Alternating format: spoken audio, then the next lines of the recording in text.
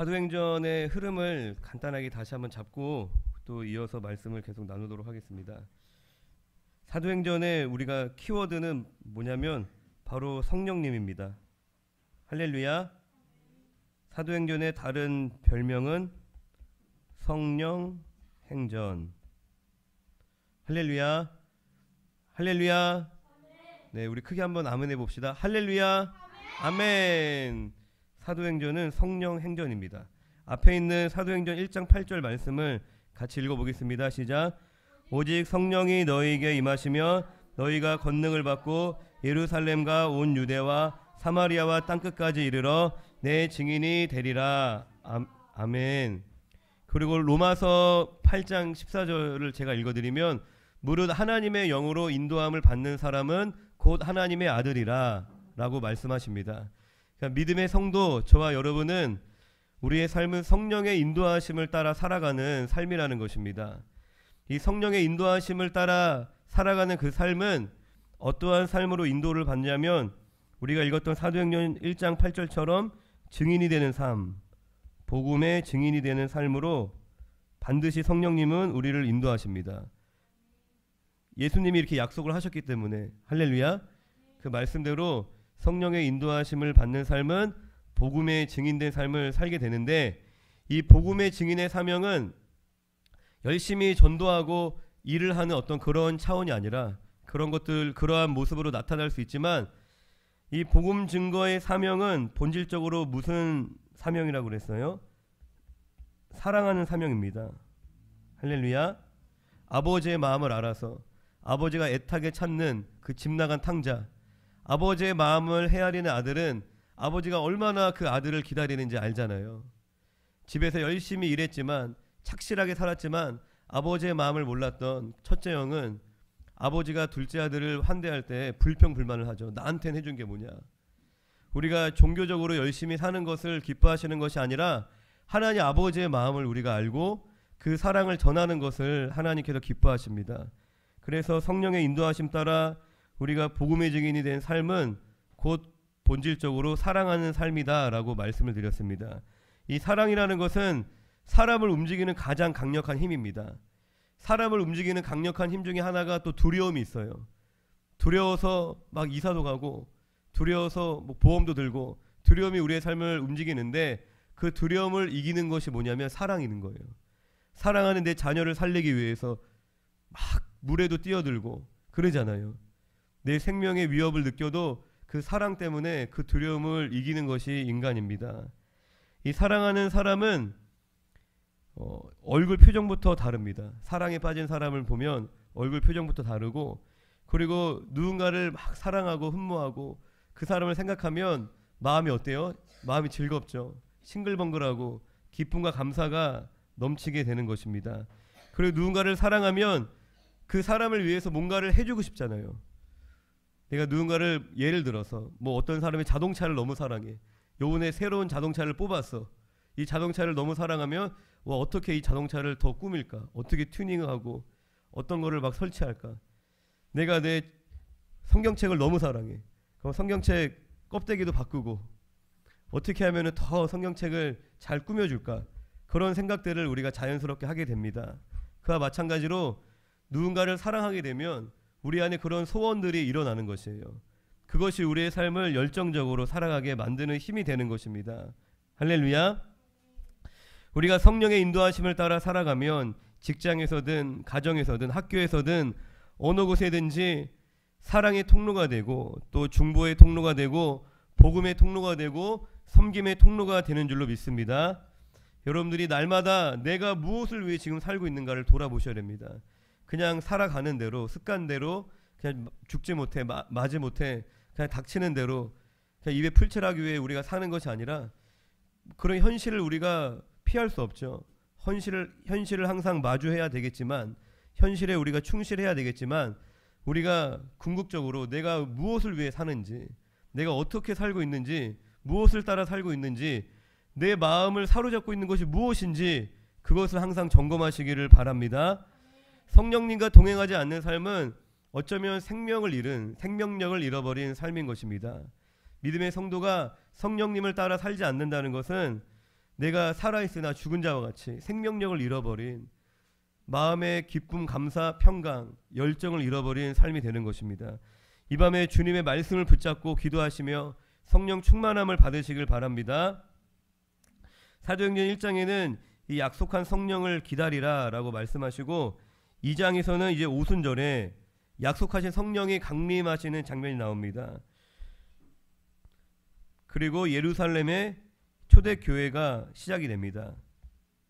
성령이 오시고 교회가 시작이 되는 겁니다. 그리고 이어서 3장은 이 베드로를 중심으로 예수님의 약속, 사도행전 1장 8절이 성령이 너에게 임하시면 너희가 권능을 받고 예루살렘과 온 유대와 사마리아와 땅끝까지 이르러, 예루살렘으로부터 시작이 되는 거죠. 그래서 사도행전 3장은 성령이 임한 제자들을 통해서 예루살렘으로부터 복음이 전파되는 것을 보게 됩니다. 안진뱅이를 일으키는 사건이 3장에서 또 나오고, 그리고 이제 4장부터 핍박이 시작됩니다. 그리고 결정적으로 사도행전 7장에서 스데반 집사님의 순교가 등장을 하죠. 그런데 이 어려움이 어려움으로 그친 것이 아니라 이 핍박을 통해서 복음이 더 널리 전파되는 일들이 벌어집니다. 그러니까 성령이 오셔서 교회가 세워지고 핍박을 통해서 복음이 전파가 되는 것입니다. 우리의 삶에 이러한 어려움이 왔을 때에 우리가 부정적으로만, 내가 힘들기 때문에 부정적으로 염려하며 걱정할 수 있지만, 이것이 전화위복이라고 그러죠. 그 위기는 분명히 기회가 되는 줄로 믿습니다. 우리가 어떻게 반응하냐에 따라서, 어떻게 소망하냐에 따라서, 당장은 뭔가 어려움 가운데 내 삶이 넘어진 것 같지만, 무너진 것 같지만, 우리가 알 수 없는 방법으로 하나님은 우리를 새롭게 하시고, 뭐 그렇잖아요. 이 코로나 기간 동안에도 막 예배도 드릴 수 없는 상황들이 발생하고, 그리고 어느 교회는 성도의 50%가 코로나 기간 동안에 교회를 떠났다 하더라고요. 뭐 그런 교회들이 한둘이겠어요? 물론 이제 안타까운 상황이지만, 그런데 또 그 시간을 통해서 하나님이 하신 놀라운 일들이 분명히 있으시다라는 것을 우리가 끝까지 신뢰를 하는 것입니다.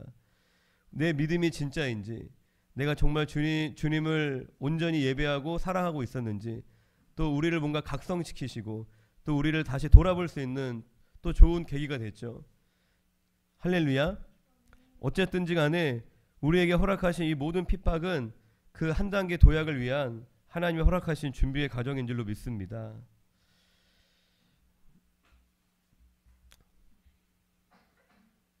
그리고 9장에 들어가서는 이방 선교를 위한 새로운 일꾼을 이제 부르십니다. 이제 사울을 부르시죠.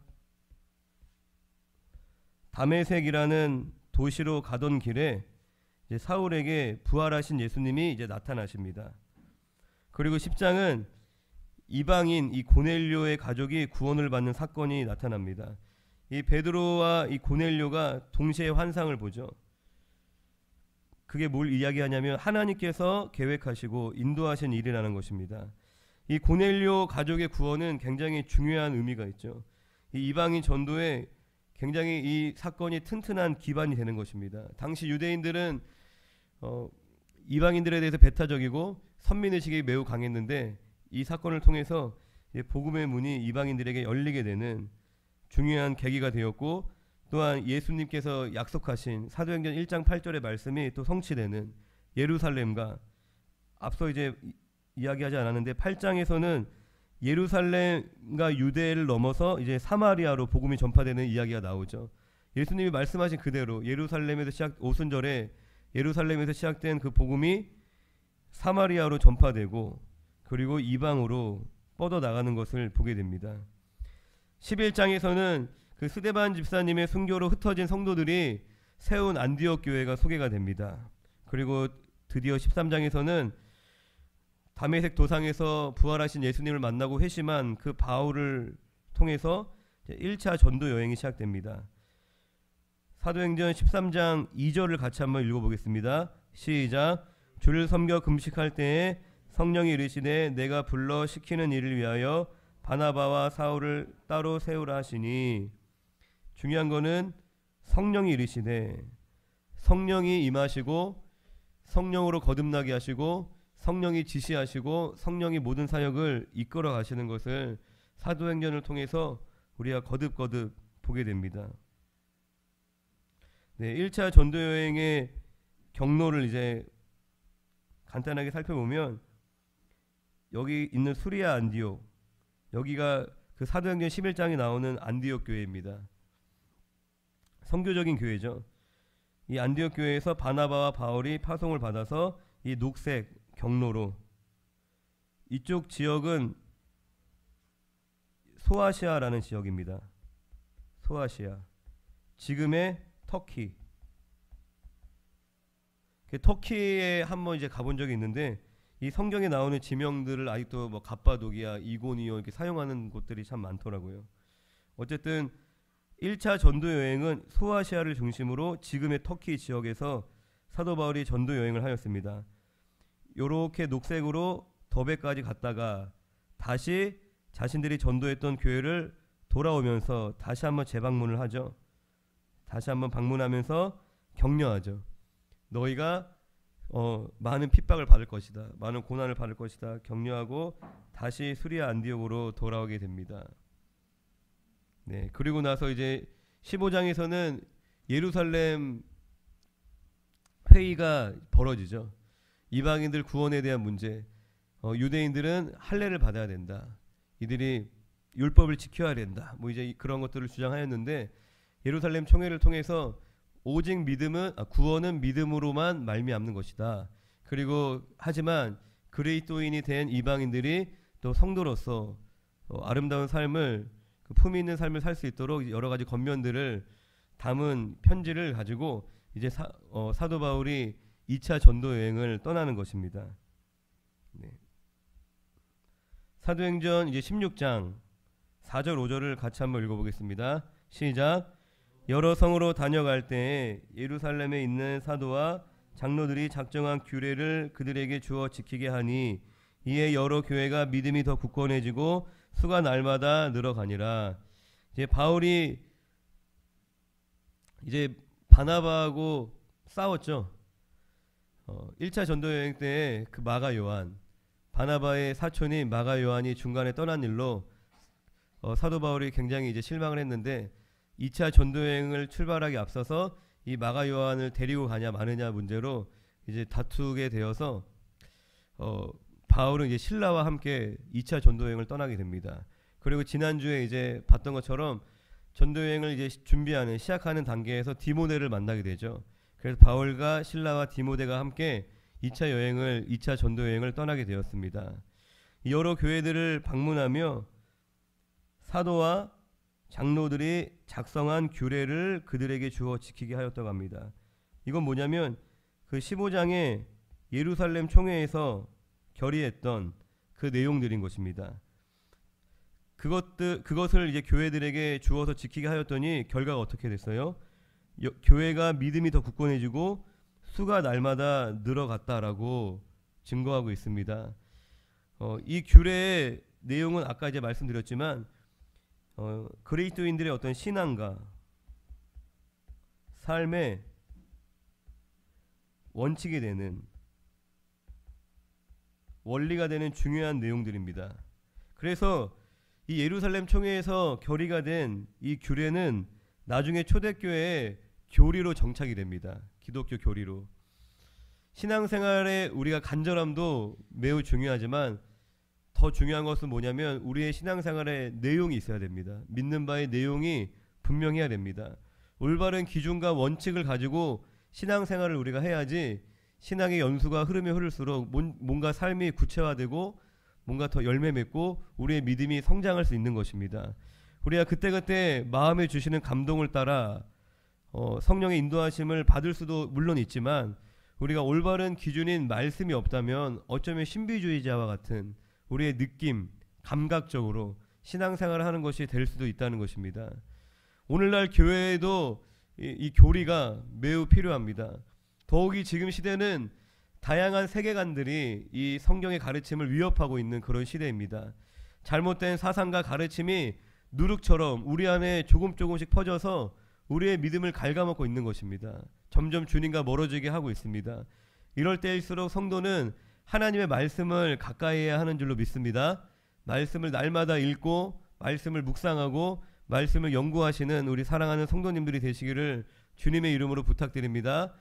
이건 뭐 목사님들이 직업이니까 말씀을 보고 그런 게 아니에요. 저는 뭐 이런 말씀 드려서 그렇지만 저는 이제 목사가 될 생각이 정말 조금도 없었고, 제가 청년 때 성경을 얼마나 많이 봤냐면은 성경책을 거의 1년에 몇 권씩 샀어요. 막 너덜너덜해져 갖고. 근데 이제 너덜너덜해진 게 좀 지저분하게 보긴 했어요. 막 밑줄 그면서. 얼마 전에 우린이 보니까 우린이가 막 그렇게 오더라고요. 그러니까 저도 성경책을 막 밑줄 긋고 읽으면서 느낀 점을 막 거기다 적고, 그렇게 읽다 보니까 성경책이 막 금방 찢어지고 구멍 나고 그랬던 경험이 있는데, 그때는 신학교를 갈 계획도 없었고 목회자는 더더욱 할 생각도 없었고 그냥 주님 너무 좋고 주님 위에 살고 싶고 대학교 열심히 다닐 때예요.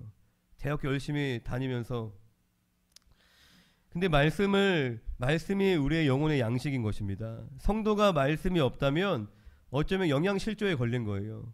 어린아이들이 영양실조 걸리면 어떻게 해요? 자라지 못하고 막 시름시름 앓게 되죠. 영양이 부족하면.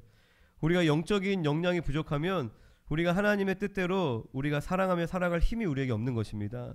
우리가 지식으로는 남아있죠. 하나님 뜻이 무엇인지 우리가 과거에 배웠던 그런 지식으로는 남아있지만, 중요한 것은 살아있는 말씀이 되어야 하는 것이잖아요. 오늘도 내가 그 말씀을 통하여 하나님과 교제하고 성령의 인도하심을 따라 살아야 되는데 그럴 힘이 없다는 것입니다. 말씀을 통하여서 하나님의 뜻이 무엇이구나 라는 것을 아는 것만이 말씀의 전부가 아니라 이 말씀은 우리의 양식인 것입니다. 우리가 몰라서 실패하는 경우는 굉장히 드물어요. 하나님 뜻이 무엇인지, 지금 내가 지금 하고 있는 이 행동이 잘못된 행동인지 몰라서 실패하는 경우들도 물론 있겠지만, 알면서 내가 주님의 뜻을 떠나고 알면서 하나님을 모른 척하고 알면서 내가 범죄하고 알면서 그렇게 살아갈 때가 훨씬 더 많다는 것입니다. 왜 그래요? 알지만 주님 뜻대로 살아갈 힘이 우리에게 없는 것입니다. 왜요? 영적인 영양실조에 걸렸으니까. 하나님의 말씀으로 가득가득 채우면 우리의 내면이 풍성해집니다. 내 안에 감사와 기쁨이 넘치고 주님 뜻대로 살아갈 어떤 그런 선한 마음들이 우리 안에 가득해지는 것입니다. 말씀을 가까이 하시기를 주님의 이름으로 부탁드립니다. 그리고 우리가 성경을 올바르게 읽고 해석을 하려면 올바른 교리를 배우는 것이 매우 중요합니다. 제가 전에도 교육의 중요성을 이야기한 적이 있었는데, 이단들도 신천지나 하나님의 교회나 뭐 JMS나 그리고 어디죠? 통일교 뭐 이제 그런 곳들도 똑같은 성경을 봅니다. 우리와 똑같은 성경을 보지만 차이점이 뭐라 그랬죠? 성경을 해석하는 틀이 되는 교리가 다른 것입니다. 똑같은 성경을 보지만 교리가 다르기 때문에 전혀 다른 결론이 나오는 거예요. 뭐 그 노래 있잖아요. 아이들이 부른 거. 뭐 길면 기차, 처음에 뭐지?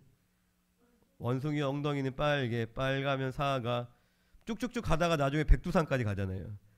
원숭이 엉덩이가 백두산까지 가는 거예요. 그러니까 그런 식으로 교묘하게 조금씩 잘못된 교리를 통하여 성경을 왜곡되게 해석을 하여서 성령님이 이만희가 되는 거예요. 하나님이 어머니가 되는 것이고 그런 일들이 벌어지는 것입니다. 집을 지을 때도 틀이 없으면 집은 금방 무너져 내리듯이 우리가 말씀을 볼 때도 올바른 틀, 교리를 가지고 말씀을 봐야지 우리가 건강한 신앙생활을 할 수 있는 것입니다. 우리가 사도행전을 이제 마치고 나면, 전에 이제 교리 공부를 하다가 너무 어렵다는 어렵다라는 이제 그런 이야기들이 너무 많아서 중단을 했었는데, 보다 쉽게 잘 준비를 해서 교리 공부를 좀 다시 한번 하려고 생각을 하고 있습니다.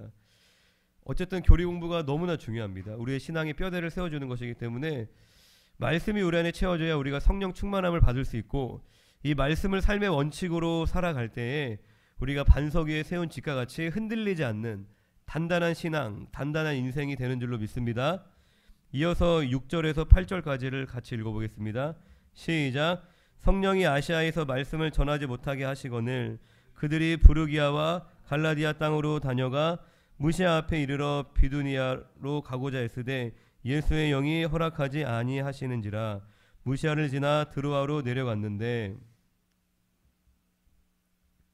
네, 지도가 나오죠.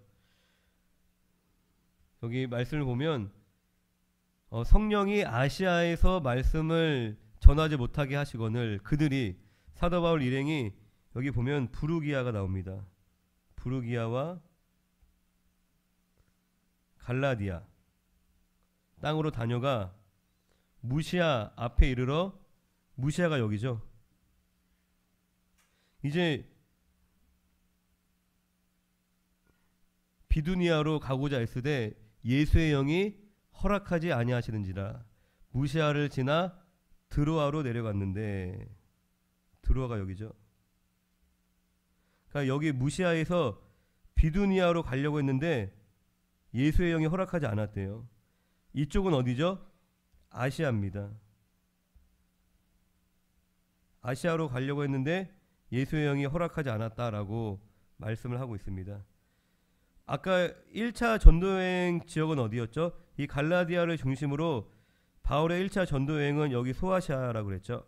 터키죠. 그런데 지금 지도는 2차 전도여행 지도입니다. 더 멀리 갔죠. 더 크게 돌았습니다. 다시 한번 말씀드리면 바울은 아시아에서 복음을 전하려고 했으나 성령님께서 그것을 막으셨습니다. 그러니까 무엇을 이야기하고 있냐면 바울의 전도여행이 바울 자신의 어떤 일방적인 계획에 의해서 진행된 것이 아니라는 것을 보여주고 있는 것입니다. 바울은 철저하게 하나님의 계획과 성령의 인도하심을 따라서 복음 사역을 감당했습니다. 우리가 하나님의 일을 할 때에 하나님의 말씀을 원칙으로 삼고 성령의 인도하심을 따라서 우리가 한 걸음씩 나아가야 합니다. 아무리 내 의도나 목적이 선하고 내가 하나님을 위해 하는 일이다, 내가 다른 사람들을 위해서 이타적으로 하는 일이라 할지라도 성령의 인도하심을 따르지 않으면 우리가 잘못된 길로 가게 되는 것입니다. 할렐루야. 목적이 선하다고, 의도가 선하다고, 하나님을 위한 일이라고, 내가 이웃을 위한 일이라고 해서 다 그것이 하나님이 함께 하시는 일이 아닐 수 있다는 것입니다. 그 과정도 우리가 하나님의 방법으로 성령의 인도하심을 따라 나아가야 하는 것입니다. 뭐 예를 들어서 내가 누군가를 전도하기 위해서 막 거짓말을 하거나 그러면 되겠어요? 아무리 전도가 중요하지만 막 거짓말, 너 우리 교회 오면은 내가 100만 원 줄게, 우리 교회 오면은 너 내가 여자친구 소개시켜 줄게, 우리 교회 오면 내가 직장에 취업시켜 줄게, 지킬 수 없는 거짓말을 하면서 전도를 하는 것은 하나님의 방법이 아닌 것이죠. 그리고 하나님의 일을 하는데 세상의 법을 지키지 않거나, 그리고 교회의 봉사나 섬김의 일을 할 때에도 하나님께 내가 묻고, 주님 내가 어떻게 할까요? 하나님 어떤 걸 원하십니까? 묻지 않고 그냥 내 경험을 따라서, 아니면 사람들의 지혜에 의지해서 한다면 그것도 바람직하지 않습니다. 내가 느린 것 같아도, 뭔가 하나님이 막으시는 것 같아도, 내가 원한 방향으로 가는 게 아닌 것 같아도 하나님의 인도하심을 따르는 것이 가장 빠르고 안전한 길인 줄로 믿습니다. 새성전 이사를 준비하면서 이제 매일 저녁에 이제 1시간씩 한 2달 정도 저녁 기도회를 가지게 되었습니다. 그 시작도 이제 제가 아이디어를 낸 게 아니라 이제 한 성도님이 이제 마음을 주신 거죠. 마음을 주셔서 그 기도회가 이제 시작이 되었습니다. 이 기도회를 하면서 정말 성령님의 인도하심을 따라서 성도님들의 자발적인 여러 가지 수고와 헌신들이 있었고, 그로 인해서 이사가 순적하게 잘 진행이 되었습니다. 그리고 장소만 저희가 옮긴 게 아니라 날마다 기도했던 것처럼 우리의 마음의 성전을 새롭게 해달라고 기도했는데 정말 그러한 놀라운 일들이 많이 있었던 것 같고, 또 이 교회를 뭔가 새롭게 리빌딩하는 그런 시간을 허락해 주셨습니다. 그 과정에서 또 저의 어떤 결정에 순종하여서 사역자분들이, 전도사님들이 다 직분을 내려놓는 그런 결단도 있었습니다. 그리고 며칠 전에 이제 새벽에 기도할 때는 기도를 하던 중에 이번 주 토요일 날 있을 입당 예배는 입당 예배 겸 안양 예맘교회 설립 감사 예배로 드리라는 마음을 주시더라고요. 아, 이전 것은 지나갔구나. 예맘교회는 사라졌구나. 이제 안양 예맘교회로 새롭게 시작이 되는구나라는 감동을 주셨습니다. 그러면서 뭔가 다 퍼즐 조각이 맞춰지듯이 완성되는 느낌을 받게 되었습니다. 근데 이 모든 일들이 우리가 계획하고 우리가 하려고 했으면 할 수 없는 일이었죠. 성령님께서 시작하신 일인 줄로 믿습니다. 올 초에 이제 갑자기 교회 재정이 어려워져서 아내하고 매일 한 끼씩 금식 기도를 한 적이 있었는데, 그때 이제 하나님께서 교회를 새롭게 하실 것에 대한 감동을 주셨어요. 교회를 뭔가 완전히 새롭게 할 것이다. 그래서 그러한 이야기들을 이제 리더들과 나누고 기도로 이제 준비를 할 수 있었습니다. 그래서 교회를 새롭게 하는 과정에서 여러 가지 어려움도 있었지만 성령님이 먼저 알려주시고 또 기도로 준비하게 하셨기에 그 모든 과정들을 또 잘 인내할 수 있었던 것 같습니다. 예수님이 교회의 머리가 되시고 성령님께서 교회를 인도하시는 줄로 믿습니다. 교회된 성도들의 삶도 마찬가지입니다. 성도들의 삶도 예수님이 머리가 되시고 성령의 인도하심을 따라 우리가 나아가야 하는 줄로 믿습니다. 그리고 앞서 읽었던 7절은 예수의 영이 허락하지 아니하시는지라 라고 이야기를 하고 있는데, 이 예수의 영은 성령님을 뜻하는 것이죠. 로마서 8장 9절에 같이 한번 읽어보겠습니다. 시작. 만일 너희 속에 하나님의 영이 거하시면 너희가 육신에 있지 아니하고 영에 있나니 누구든지 그리스도의 영이 없으면 그리스도의 사람이 아니라. 베드로전서 1장 11절 시작. 자기 속에 계신 그리스도의 영이 그 받으실 고난과 후에 받으실 영광을 미리 증언하여 누구를 또는 어떠한 때를 지시하는지를 상고하니라. 성령님을 하나님의 영, 그리스도의 영, 예수의 영이라고 표현을 하고 있습니다. 이어서 9절 10절을 함께 읽어보겠습니다. 사도행전 16장 9절 10절 시작. 밤에 환상이 바울에게 보이니 마게도냐 사람 하나가 서서 그에게 청하여 이르되 마게도냐로 건너와서 우리를 도우라 하거늘, 바울이 그 환상을 보았을 때에 우리가 곧 마게도냐로 떠나기를 힘쓰니 이는 하나님이 저 사람들에게 복음을 전하라고 우리를 부르신 줄로 인정함이로라. 아멘. 바울은 드로아에서 한 환상을 보게 됩니다. 그 환상이 마게도냐 사람이 건너와서 우리를 도우라 라고 말하는 환상을 보았어요. 이 마게도냐는 어디죠? 유럽 쪽입니다. 아시아로 가려던 그들을 하나님이 막으시고 환상을 통해서 마게도냐로 건너와라 라는 환상을 보게 된 것입니다. 바울의 걸음을 유럽으로 이끄시는 것입니다. 자신의 계획은 아시아로 가는 것이었지만 그것을 내려놓고 성령의 지시에 따라서 유럽으로 가게 된 것입니다. 하나님은 언제나 이렇게 순종하는 사람을 하나님은 좋아하시고 순종하는 사람을 사용하십니다.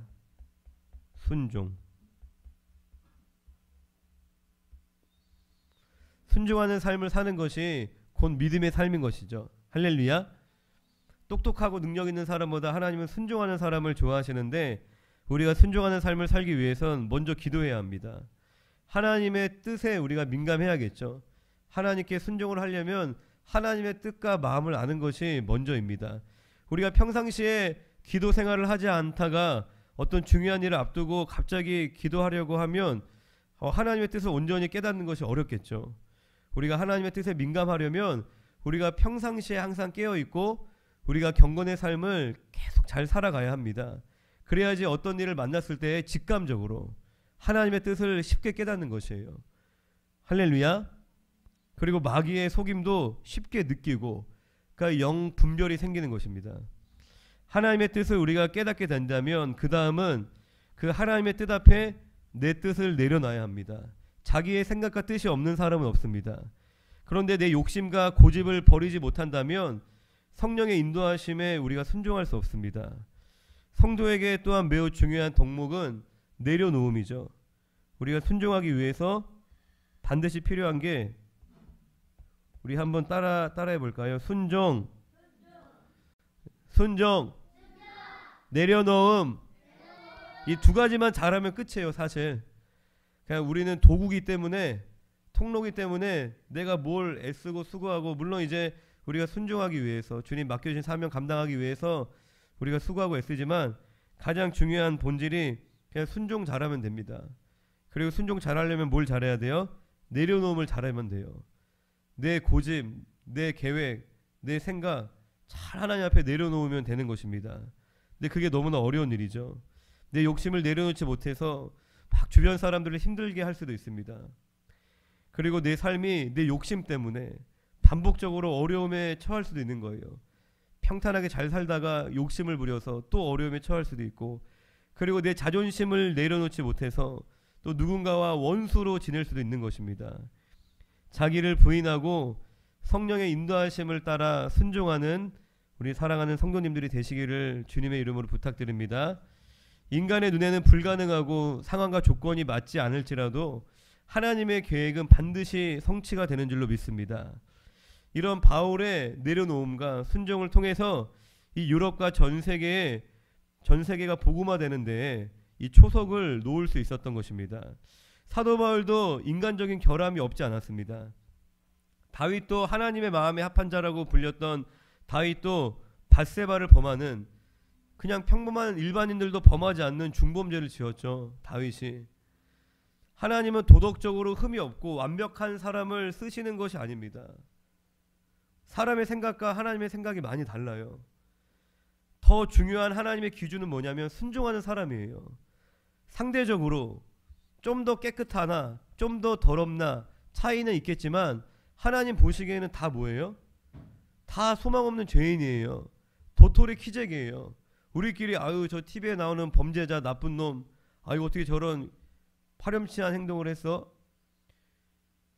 만약에 누가 다른 남자의 아내를 범하고 그 남자를 죽였어, 뭐 그 사람은 뭐 너무 끔찍한 일인 거잖아요. 모든 사람이 다 손가락질 할 거 아니에요. 근데 다윗이 그랬다니까요. 근데 하나님 뭐라 그래요? 내 마음에 합한 자다. 하나님의 기준과 우리의 생각이 다른 것입니다. 하나님은 어떤 사람을 좋아하냐면, 따라합시다. 순종하는 사람, 내려놓는 사람, 그리고 회개하는 사람.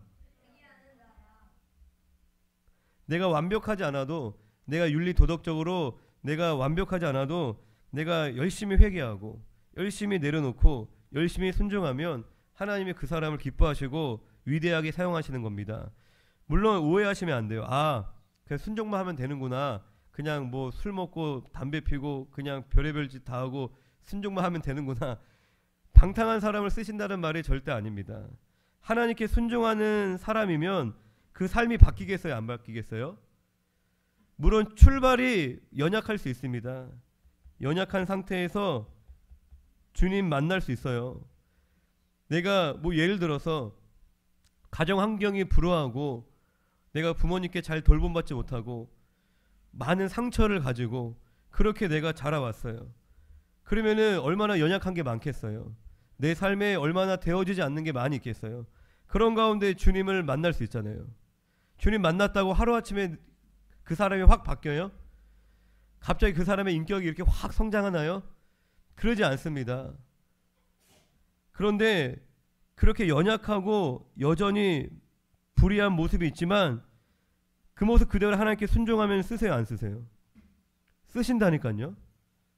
내가 부족하지만 나를 내려놓고 날마다 회개하며 하나님께 순종하려고 몸부림치면 하나님은 그 좋은 집에서 훌륭한 부모님 밑에서 정서적으로 안정되고 젠틀하고 예수 안 믿는데도 막 거듭난 것 같아. 예수 안 믿는데도 성화된 것 같아. 막 친절하고 말도 부드럽게 하고, 아무리 그래도 회개하지 않고 내려놓지 않고 순종하지 않으면 하나님 쓰실 수 없어요. 하나님 기뻐하시지 않습니다. 사울과 같은 사람인 거예요. 할렐루야. 조금 하자가 있어도, 상처가 있어도 하나님 앞에 회개하고 내려놓고 순종하는 사람을 하나님은 쓰시는 겁니다. 그런데 이렇게 살아가는 사람은 결국 이 연약함도 회복이 됩니다. 점차적으로 점진적으로 회복되고 강건해지는 줄로 믿습니다.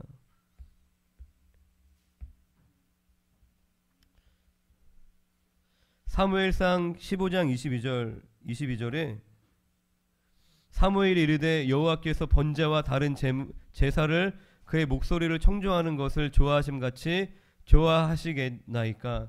순종이 제사보다 낫고 듣는 것이 순양의 기름보다 나으니 라고 우리가 잘 아는 말씀에서 말씀하고 계십니다. 아시아로 가려고 하던 바울을 성령님께서 막으신 이 말씀을 이제 묵상하면서 또 이제 저희 교회 상황이 많이 생각이 나더라고요. 저희는 원래 이제 노숙인 사역으로 시작을 했죠. 노숙인 사역과 탈북민 사역을 열심히 하고 있던 중에 제 계획은 다윗의 울맷돌 선교회를 도와서 탈북민 사역을 더 열심히 하는 거였어요. 그래서 사역자들 모아놓고 우리는 다윗의 울맷돌 열심히 도와주자. 그 얘기 제가 많이 했었잖아요. 그래서 뭐 회복학교도 하고 탈북민들 대상으로 그런 계획들을 가지고 있었는데 올 초에 이제 그 기도를 하면서 선교회와 이제 그만 동역할 것에 대한 마음을 주시더라고요. 그리고 얼마 지나지 않아서 실제로 선교회가 저희 교회를 갑자기 떠나게 되었습니다. 그리고 나서 그런 이제 시점에 또 대안학교를 하나님이 하게 하셨어요. 이제 새로운 사역을 이제 시작하고 올 한 해 굉장히 정신없이 온 것 같은데 이 뒤를 돌아보니까 하나님이 베푸신 은혜가 정말 너무 큰 것 같아요. 그리고 새로운 사역을 위한 또 새로운 환경으로 하나님이 인도를 해주신 줄로 믿습니다. 이제 저희가 해야 될 일은 뭐냐면 순종하는 일만 남은 것입니다. 순종하는 것. 성령의 인도하심을 따라서 우리는 순종을 하면 됩니다. 우리는 서울역으로 가고 싶었지만 서울역을 막으시고 다음 세대로 인도를 하신 거예요.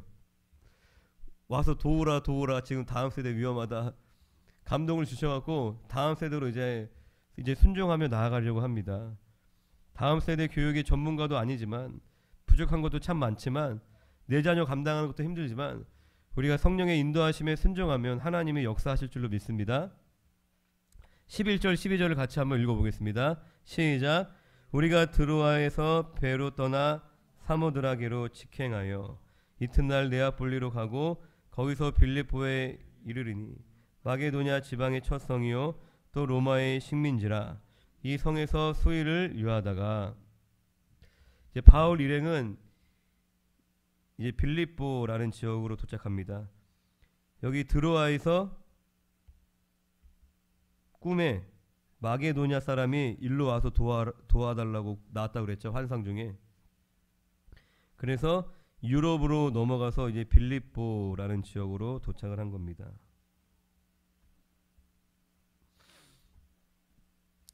이 빌립보는 마게도냐가 이제 로마에게 정복을 당하고 로마 제국의 일부가 된 곳입니다. 그래서 이 빌립보라는 도시에는 로마에 퇴역한 군인들이 많이 이주해서 살고 있었다고 합니다.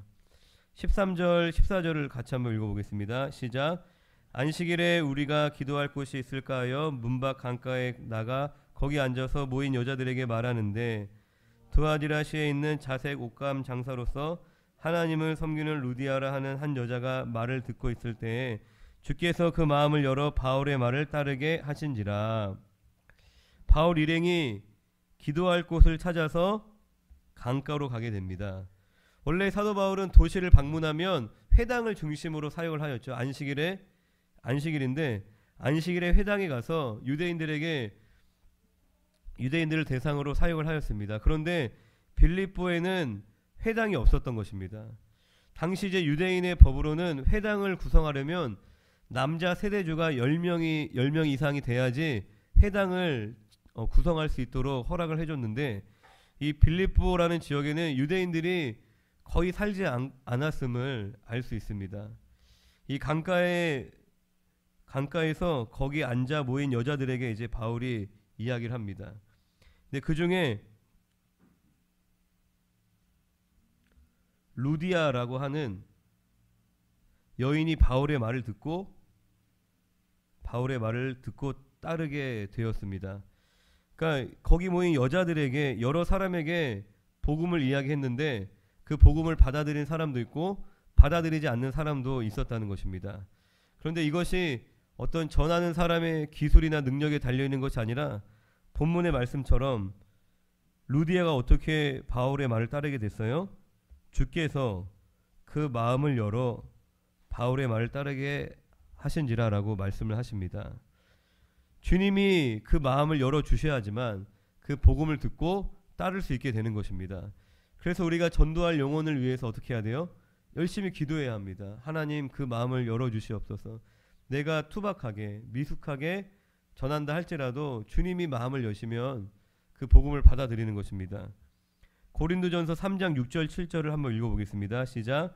나는 심었고 아볼로는 물을 주었으되 오직 하나님께서 자라나게 하셨나니 그런즉 심는 이나 물 주는 이는 아무것도 아니로되 오직 자라나게 하시는 이는 하나님뿐이니라. 우리가 믿지 않는다고 누군가에게 복음을 전했는데 믿지 않는다고 속상해할 것도 없고, 그리고 열심히 이 영혼을 위해서 섬겼는데 자라나지 않는다고 속상해할 것도 없습니다. 심는 자가 있고 물 주는 자가 있으되 자라나게 하시는 분은 누구예요? 하나님께서 자라나게 하시는 것입니다. 내가 전한 복음이 그 영혼에게 언제 역사할지는 누구만 아세요? 하나님만 아십니다. 그리고 내가 그 지체를 향해 흘린 그 눈물의 기도가 언제 그 영혼을 변화시킬지는 그것도 하나님만 아시는 겁니다. 심지어 나의 때에 열매를 보지 못할 수도 있습니다. 이제 어느 호주 시드니에 40년간 노방 전도를 한 사람이 있었다고 합니다. 이분은 살아 생전에 하나의 열매도 없다고 이제 생각을 하셨대요. 40년 동안 4년도 아니라 40년을 매일같이 평생 전도를 하였는데 열매가 한 사람도 없는 줄 알았는데, 그런데 확인을 해봤더니 전 세계에 이분을 통해 예수님을 믿게 된 영혼들이 수만 명에 달하게 되는 것을 나중에 확인을 하였다고 합니다. 그러니까 내 눈에 보이는 어떤 환경, 결과물을 우리가 보게 되면 시험에 들고 낙심할 수 있습니다. 실제로 이슬람 지역에 이제 계신 선교사님들은 수십 년간 사역을 해도 한 영혼도 전도하지 못할 수도 있어요. 수십 년 동안 사역을 해도 당당하게 복음을 전하는 것조차도 힘들 수도 있는 그런 지역도 있습니다. 그런데 눈에 보이는 어떤 열매, 막 교회가 생기고 사람들이 몰려오고 그런 것을 이제 꿈꾼다면 실망할 수밖에 없는 것입니다. 낙심할 수밖에 없고 인내할 수 없는 것입니다. 그러나 아무것도 보이지 않아도 그 노력과 수고가 헛된 것은 절대 아니라는 것입니다. 하나님의 때에 하나님께서 응답하실 줄로 믿습니다. 할렐루야. 그래서 우리는 환경이 아니라 결과물이 아니라 하나님을 바라봐야 됩니다. 항상 하나님을 바라보고 해야 돼요. 그래야지 우리는 실망하지 않을 수 있습니다. 열심히 막 학교를 이제 세우려고 섬겼는데 그냥 요 아이들 5명 데리고 20살까지 할 수도 있어요. 그리고 얘네 다 졸업하고 학교 없어질 수도 있어요. 뭐 어떻게 될지 모르는 것입니다. 그런데 모르는 거예요. 이 아이들 중에 한 명이 변화받아갖고 막 다니엘과 같은 훌륭한 신앙인이 될 수도 있는 것입니다. 이 나라를 막 변화시키는 사람이 될 수도 있는 것이에요. 그래서 우리에게 그러한 믿음이 필요하고, 물론 이제 열매가 우리에게 큰 격려가 되지만 우리가 섬김 그 자체로서 기쁨을 얻을 수 있어야 됩니다. 내가 섬기는 그 행위 자체로서 우리가 기뻐할 수 있어야 됩니다. 그리고 섬김 그 자체를 통해서 하나님과 친밀함을 경험하는 것이 우리에게 매우 중요하다는 것입니다. 15절을 같이 한번 읽어보겠습니다. 시작. 그와 그 집이 다 세례를 받고 우리에게 청하여 이르되 만일 나를 주 믿는 자로 알거든 내 집에 들어와 유하라 하고 강건하여 머물게 하니라. 루디아와 그 집이 다 세례를 받고 바울의 말을 듣고 바울을 따른 결과 온 집이 다 기독교로 개종을 하는 놀라운 은혜를 받게 되었습니다. 루디아 그 한 사람을 통해서 온 집이 다 구원을 얻게 된 것이죠. 그리고 그녀는 바울 일행을 그녀의 집에 머무르게 하였습니다. 그 루디아의 섬김으로 이 바울 일행은 매우 큰 힘을 얻게 되었고, 나중에 이 루디아의 집은 이 빌립보 지방의 복음을 전하는 일에 매우 중요한 어떤 베이스 캠프 같이 중요한 장소가 되는 그 은혜를 또 누리게 되었습니다. 이 빌립보 교회는 이러한 작은 모임들로부터 시작이 된 것입니다. 루디아의 집에서 모였던 그 가족들을 중심으로 예배드렸던 작은 모임으로 빌립보 지역에 전도가 시작되었고 빌립보 교회가 세워지게 된 것입니다. 이러한 초대교회의 모습을 본따서 만들어진 모임이 바로 목장인 것이에요. 목장 모임은 이제 저희가 금요일마다 가정에서 함께 식사를 나누며 예배를 드리는 모임입니다. 단순히 교인을 관리하는 그런 소그룹 모임이 아니라 이 목장 모임을 통해서 영혼 구원과 제자화가 일어나는 교회가 되기를 주님의 이름으로 기도합니다. 그리고 루디아 한 사람의 변화를 통해서 온 가족이 구원받은 것을 우리가 보았습니다. 우리가 한 영혼을 전도하면 그 한 사람을 통해서 어떠한 일이 일어날지, 하나님이 어떻게 역사하실지는 우리가 알 수 없는 것입니다. 저도 저희 가정에서 제가 처음 예수를 믿었어요. 저를 고등학교 때 전도한 친구는 지금 교회를 안 다닙니다. 저를 전도한 친구는 교회를 다니고 있지 않지만 그 친구를 통해서 제가 예수님을 믿게 되었고, 또 저를 통해서 또 다른 영혼이 복음을 듣게 되는 일들이 계속 일어나게 된 것입니다. 많은 사람을 우리가 물론 전도하면 좋죠. 많은 사람을 전도하면 좋지만 그렇지 않아도 여러분들이 실망하실 거 하나도 없습니다. 내가 한 영혼을 위해서라도 열심히 기도하시는 성도님들이 되시기를 주님의 이름으로 부탁드립니다. 말씀을 정리하겠습니다. 오늘 사도 바울의 2차 전도 여행을 살펴봤는데, 자신의 계획을 버리고 성령의 인도하심을 따라서 순종하는 이 사도 바울을 통해서 복음이 유럽에 전파되는 것을 보았습니다. 빌립보에서 루디아라는 여인의 마음을 하나님께서 열어주셔서 그 여인이 복음을 믿게 하셨습니다. 그리고 그 루디아를 통해서 루디아의 온 가족이 구원을 받게 되었고, 루디아의 집은 중요한 예배 초소가 되었습니다. 당시에 많은 그리스도인들이 있었습니다. 그 성도들 한 사람 한 사람을 하나님께서는 사랑하시고 존귀한 자녀로 여기셨지만, 성경은 그 모두를 다 기록하는 것이 아니라 이 구원의 역사만을 기록하고 있습니다.